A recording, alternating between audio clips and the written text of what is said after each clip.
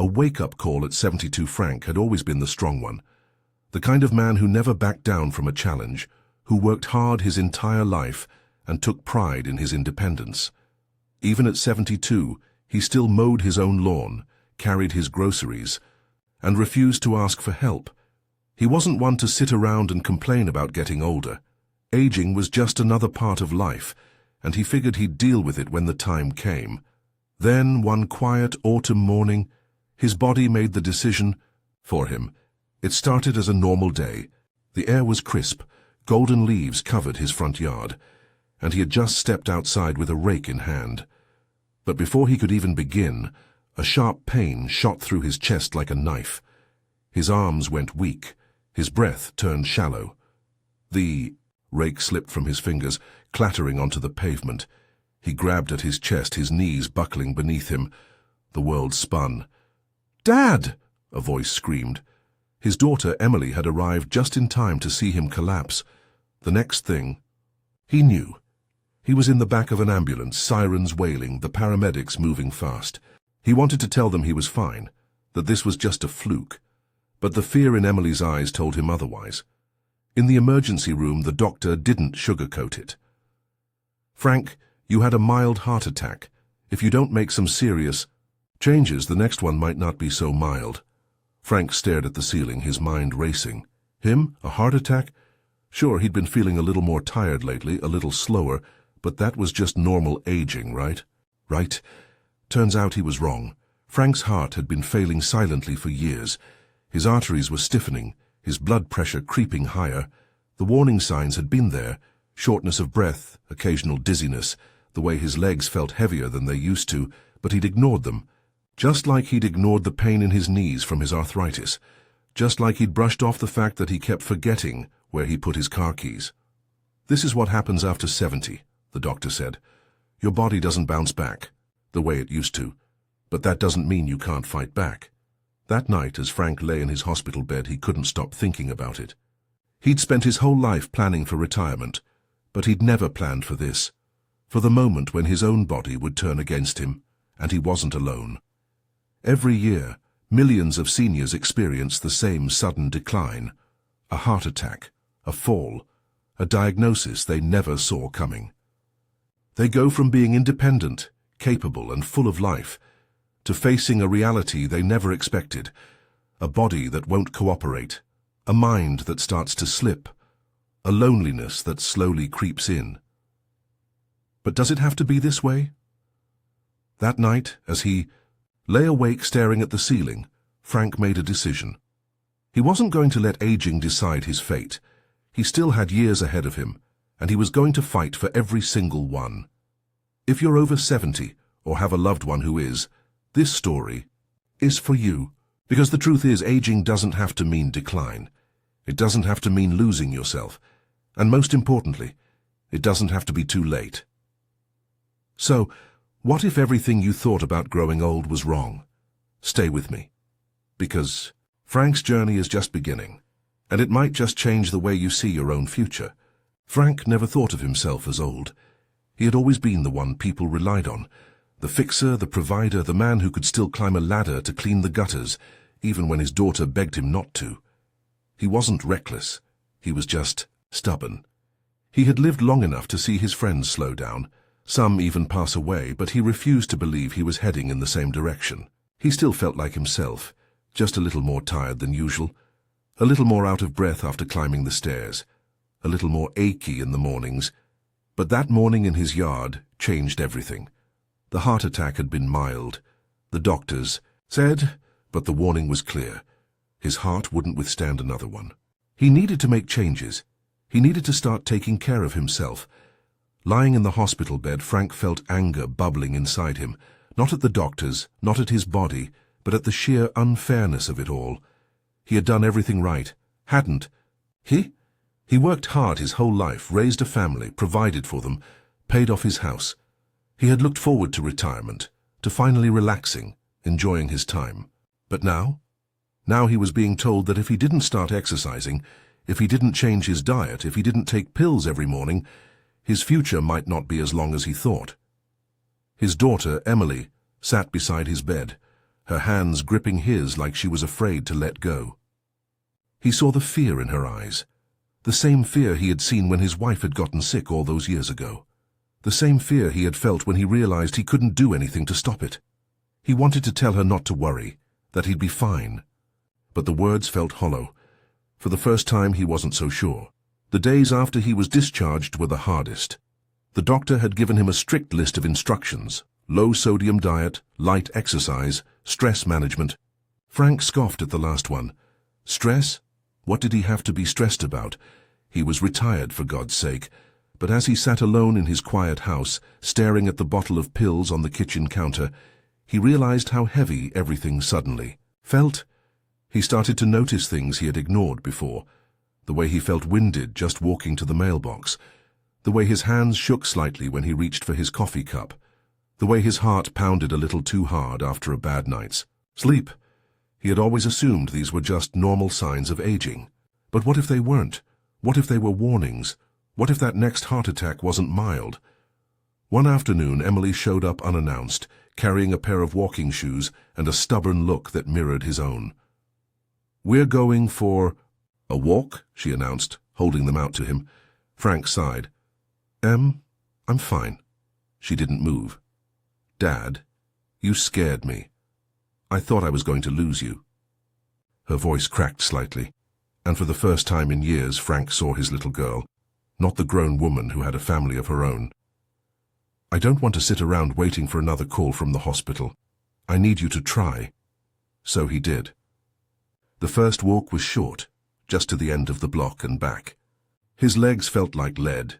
His breath came faster than he liked, and he hated how weak he felt. But the next day, they walked a little farther. The day after that, a little more. It wasn't just the exercise. It was everything. He started eating. Better, cutting back on the salty snacks he had loved for years. He drank more water. He actually read the labels on his food for the first time in his life. He still grumbled about his new routine, still joked that he missed his old ways, but something inside him was shifting. He could feel it. One evening, as he stood in his backyard, watching the sunset paint the sky in shades of orange and pink, he placed a hand over his chest. His heart was still beating, still working, and for the first time in a long time he felt grateful for it. Maybe he couldn't stop aging, maybe he couldn't turn back time, but he could fight for the years he had left, and this time he wasn't going to waste them. Frank had always been good at tolerating pain. A stiff knee, a sore back, a little numbness in his fingers. Those were just the price of getting older. He had spent years pushing through discomfort, ignoring the aches and pains, telling himself they were nothing serious. He had watched his own father do the same, working on the family farm until the day his legs gave out beneath him. His father had never complained, never stopped, never asked for help. And Frank had always admired that. But after the heart attack, everything changed. Suddenly every little pain felt like a warning. Every stiff joint, every twinge in his chest, every moment of dizziness made him wonder if his body was giving out on him. The doctor had mentioned his other health issues, diabetes, arthritis, like they were just as dangerous as his weak heart. He had nodded along, half listening, but now he was starting to wonder if he had been too quick to dismiss them. One morning, as he pulled on his socks, he noticed something that made his stomach tighten. A small cut on his foot, barely the size of a dime, but red and swollen at the edges. He didn't even remember getting it, probably from walking barefoot around the house, something he had done his whole life. He pressed on the skin around it. No pain, but it looked wrong. His mind flashed back to a man he used to work with, Gary, a tough-as-nails guy who had been diagnosed with diabetes in his 60s. Gary had ignored a similar wound, just a tiny blister at first. A year later, he was in a wheelchair, missing half of his right leg. Frank swallowed hard. He told himself not to panic, but something in his gut told him this wasn't something he could ignore. At his next doctor's appointment, he brought it up. The doctor frowned, examined his foot, and confirmed what Frank had feared. His diabetes was making it harder for his body to heal. If he wasn't careful, something as small as a cut could turn into an infection, and an infection could turn into something worse. The realization hit him like a punch to the chest. He had spent years thinking about big, dramatic health scares, heart attacks, strokes, but he had never thought that something as small as a wound on his foot could be the thing that put him in a hospital bed. The doctor gave him a strict set of instructions. Monitor his blood sugar levels more carefully, check his feet daily, stay on top of any signs of infection. Emily, of course, took it even further. She brought over a foot spa machine, insisting he soak his feet every evening. She ordered compression socks online and made him promise to wear them. She even printed out a list of the best foods for diabetics and stuck it to his fridge, circling the ones she knew he would actually eat. Frank grumbled, but deep down he was grateful. The arthritis was another battle altogether. He had always chalked up his stiff joints to a lifetime of hard work. He had swung hammers, carried heavy equipment, climbed ladders well into his 60s. His knees had taken the brunt of it, and now they were making him pay. One afternoon, as he bent down to tie his shoe, a sharp pain shot through his knee and he nearly lost his balance. He caught himself against the wall, his breath coming short. He stayed like that for a moment, frozen, his pride battling against reality. He thought about how much harder it had been to get out of bed lately, how he hesitated before standing, up afraid his legs wouldn't hold him. He had been moving less, not because he wanted to, but because he was afraid of the pain, and the less he moved, the worse everything got. Emily had noticed. She always noticed. "We're trying something new," she announced one Saturday morning, holding up a flyer. "Tai Chi for seniors. It's good for your joints, and it helps with balance." Frank snorted. "Tai Chi? That's the slow motion stuff." "Yes," she said, crossing her arms. "And you're going?" He didn't want to. The idea of standing in a room full of strangers, moving his arms around like he was performing some kind of dance, made him feel ridiculous. But he also didn't want to spend the rest of his life afraid to move. So the following week he went. The class was full of people like him, people who had spent years pushing their bodies to the limit, now trying to regain control. The instructor was patient. The movements were slow and deliberate, and to his surprise it felt good. Not easy, not yet, but good. After a few weeks, something strange happened. His knees still ached, but he felt steadier, more in control. He didn't groan as much when he stood up. He even caught himself moving a little faster around the house. It wasn't a miracle cure. His diabetes wasn't gone, his arthritis wasn't reversed, but he was learning to manage them. Learning to take care of himself in a way he never had before. For years he had thought of aging as a slow decline, a steady loss of everything that made him strong. But now he was starting to see it differently. It wasn't about holding on to the past. It was about adapting, about making choices that gave him more time to walk, more time to laugh, more time to be here. And as he soaked his feet that night, letting the warm water ease the tension in his joints, he realized something. For the first time in a long time, he didn't feel like he was just waiting for the next bad thing to happen. He felt like he was fighting for the years ahead. Frank had always prided himself on his sharp mind.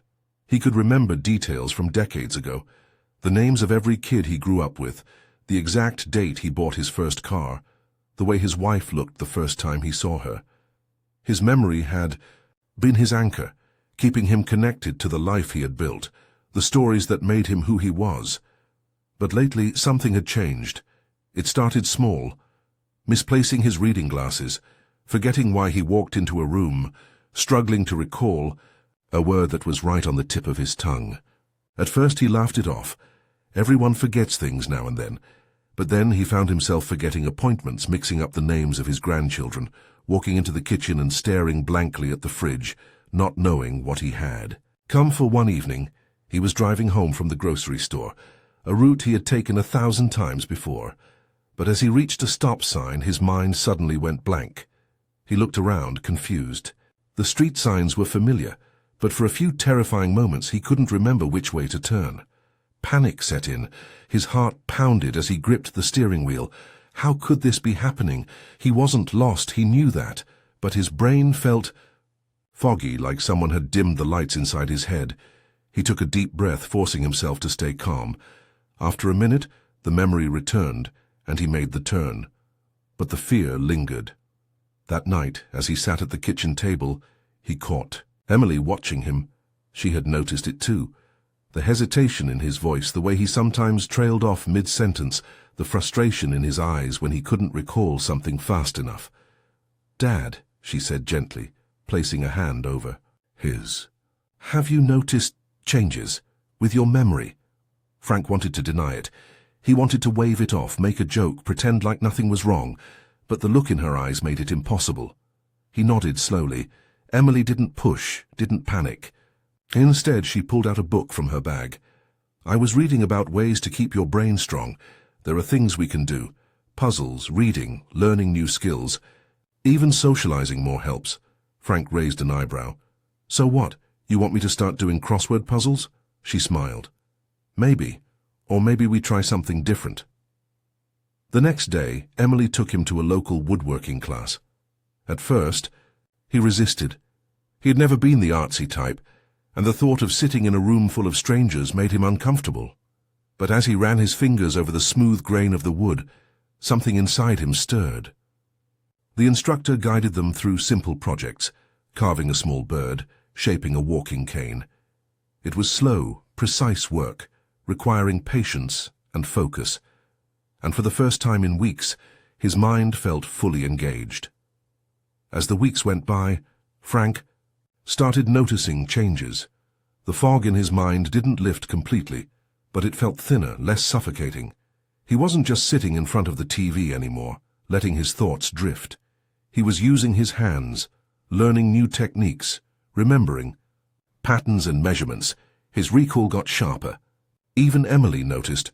One afternoon, as he carefully sanded down the edges of a wooden bowl, he realized something. He felt alive. He wasn't just trying to stop his memory from fading, he was building something new. There were still hard days. Days when he struggled to find the right word, when frustration crept in like a shadow. But instead of letting it consume him, he fought back. He played card games with his neighbors, challenged himself to remember their names and stories. He started journaling, writing down pieces of his life, capturing memories before they could slip away. He refused to be a prisoner in his own mind. One evening, he and Emily sat outside, watching the sun dip below the horizon. He turned to her, a small smile tugging at his lips. "You know," he said, tapping his temple, "I think this old brain still has a few good years left." Emily squeezed his hand. "I know it does, Dad." Frank knew he couldn't stop time, but as long as he had breath in his lungs, he would fight to stay present, to stay himself. Because life wasn't about holding on to the past, it was about making the most of right now. Frank had never minded being alone. In fact, he used to enjoy it. After his wife passed away, he convinced himself that solitude was just another phase of life, something he could handle. He had always been independent, self-sufficient. He didn't need constant company, and he certainly didn't want to burden anyone with his presence. But over the past few years, something had shifted. The house, once filled with the warmth of laughter and conversation, had grown silent. The phone rang, less often. The days stretched out longer, and without really noticing, Frank had started withdrawing, skipping church gatherings, making excuses when friends invited him out, brushing off Emily's concerns when she suggested he join a group or take up a new hobby. At first, it felt like a choice. He told himself he was just enjoying peace and quiet. But then the quiet turned into something heavier, something suffocating. He'd wake up, sit at the kitchen table with his coffee, and realize he hadn't spoken to another person in days. The television became his background noise, a weak attempt to fill the silence. Meals lost their appeal. Even the things he once enjoyed, woodworking, reading, tending to the small garden his wife had loved, felt pointless. One evening, as he sat in his dimly lit living room, he felt a strange hollowness in his chest. It wasn't sadness exactly, nor was it fear. It was a deep, aching emptiness, like something inside him was slowly fading. And in that moment, he realized the truth. He wasn't just alone. He was lonely. Loneliness was different. It crept in, quietly, disguised as contentment, until one day he found himself staring at the walls. wondering when he had stopped truly living. He thought about calling an old friend, but hesitated. What if they were too busy? What if he had been gone from their lives too long? The next day Emily showed up, her usual determined expression in place. "We're going out," she announced. Frank sighed. "Where?" She held up a flyer. "Community dog shelter. They need volunteers to walk the dogs." Frank frowned. "Emily, I don't even have a dog." "Exactly," she said, "and that's the problem." An hour later he found himself standing in front of a row of kennels, the sound of barking filling the air. A small, scrappy mutt with big brown eyes pressed up against the cage, wagging its tail like Frank was the best thing it had ever seen. "This is Buddy," a shelter worker said. "He's older, doesn't get out much, a little grumpy at times, but still has a lot of life in him." Frank smirked. "Sounds familiar." As he took the leash and led Buddy outside, something unexpected happened. The fresh air felt good. The dog trotted alongside him, stopping every few steps to sniff the grass. People walked by, nodding, smiling. One woman, walking her golden retriever, struck up a conversation about how seniors who own dogs tend to live longer, stay more active. By the end of the walk, Frank felt something he hadn't in a long time, a sense of connection, not just to Buddy but to the world around him. He started going back every week, then twice a week. The shelter staff knew his name. Other volunteers did too. One afternoon, a man named George, another senior retired like him, invited him for coffee. They talked about baseball, their families, their aches and pains. And just like that, Frank had made a friend. The loneliness didn't disappear overnight. Some days were still hard, but little by little he found himself looking forward to things again. Walking Buddy, meeting George for coffee, calling an old friend just to catch up. One evening, Emily stopped by watching as he filled out an adoption form. "You're really keeping him?" she asked, grinning. Frank scratched Buddy behind the ears. "Well, he's an old guy with a few health issues," he said, "but I figure we can look out for each other." Emily hugged him. "I think that's a great idea, Dad."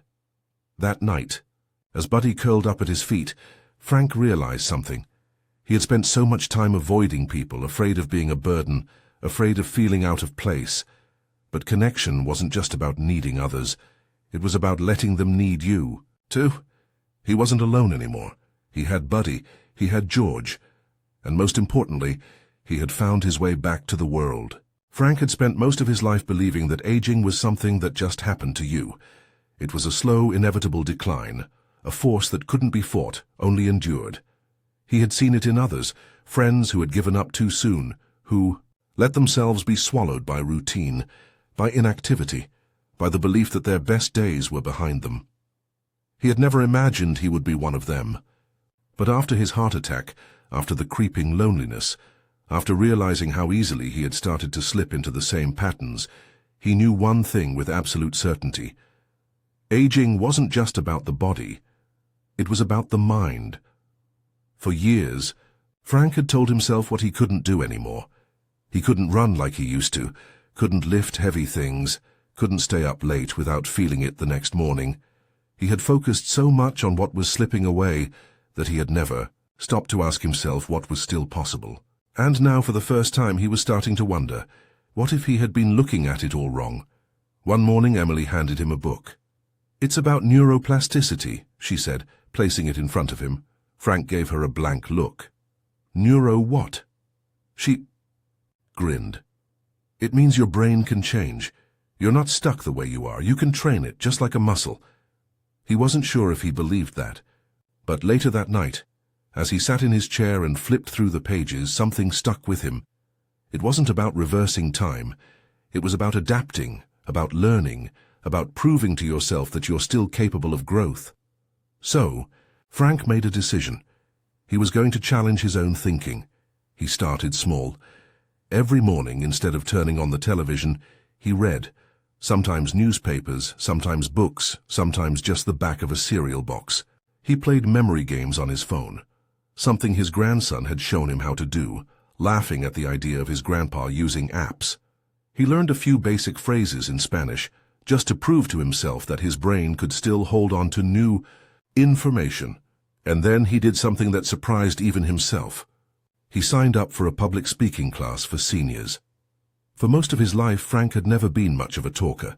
He was the kind of man who let his actions speak for him, but something about standing up in front of a room full of strangers, sharing his thoughts, telling his stories, it scared him.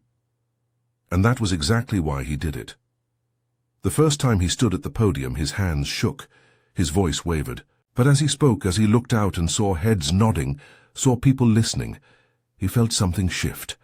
He wasn't just an old man telling stories about the past. He was a man with a voice, with wisdom, with something to offer, something inside. Him came alive that day. He realized that the greatest limitation he had placed on himself wasn't his aging body.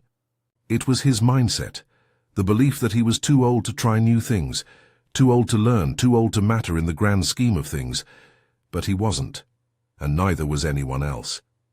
One afternoon, as he sat in the park watching a group of kids race each other across the grass, he smiled. They ran without thinking, without fear, without hesitation.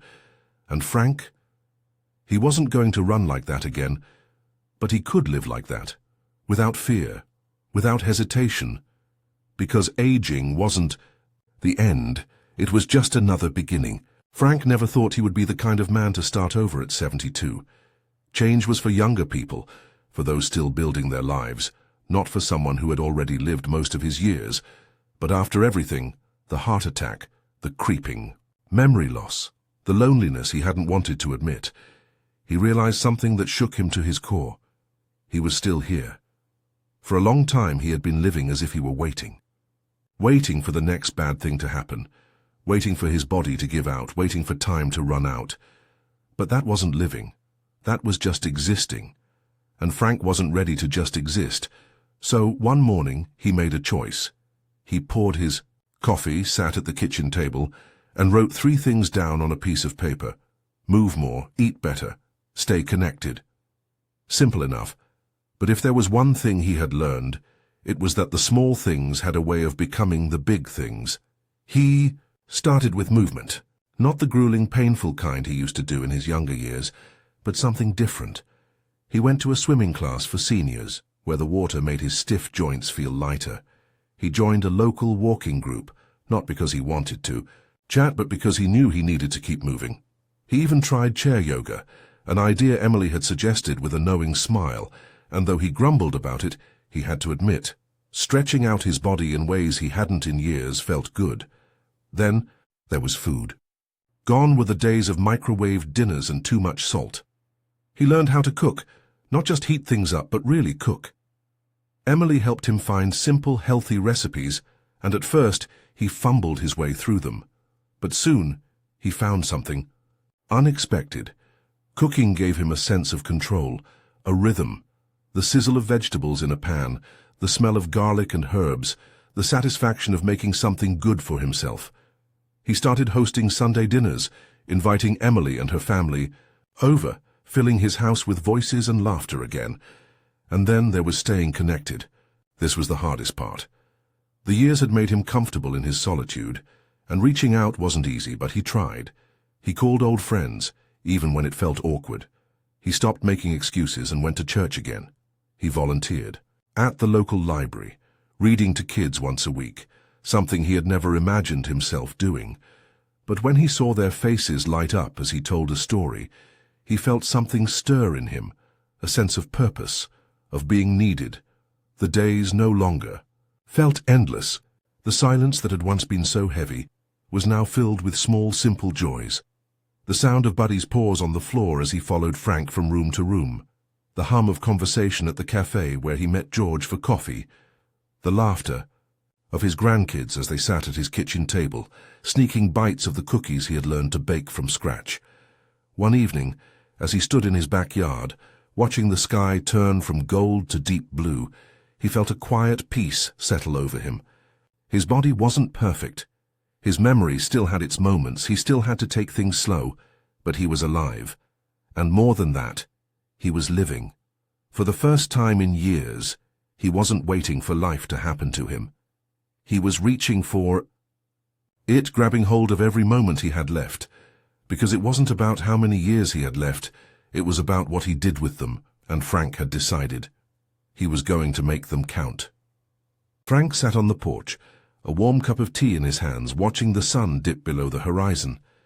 The sky stretched out before him in deep shades of orange and gold, and for the first time in a long time, he felt truly present. Not lost in memories of the past, not worried about the future, just here in this moment, fully alive. It had been a long road to get here. There were days when he had doubted himself, when the changes felt too hard, when the temptation to slip back into old habits whispered to him like an old friend. But each time, he had reminded himself why he was doing this. Because he wasn't done yet. Because life still had so much to offer if he was willing to reach for it. Looking back, he saw the man he had been before, the one who had ignored the warning signs, who had let himself believe that aging meant stepping aside, growing, smaller, fading away. That man had been waiting for life to slow down, to shrink into something manageable. But now he was living. His days were no longer empty. His body, though not as strong as it once was, moved with purpose. His mind, though sometimes slower, still learned, still stretched, still grew. He had friendships that gave him laughter, a sense of belonging. He had Buddy, who wagged his tail beside him, a reminder that love and companionship came in many forms. And most of all, he had time that felt full, not just something to pass. He had thought turning 70 would be the beginning of the end. But in truth it had been the start of something new, a second chance, a rebirth, a reminder that the story wasn't over yet. He wanted others to know that. He wanted every person his age, the ones who sat in silence, feeling forgotten, feeling like their best years were behind them, to understand that they still had a choice. So here was his message to them, to you. Take control. Get that checkup you've been putting off. Pay attention to your body. Listen to what it's telling you. Take the first step, even if it's small, because small steps turn into big changes. Stay connected.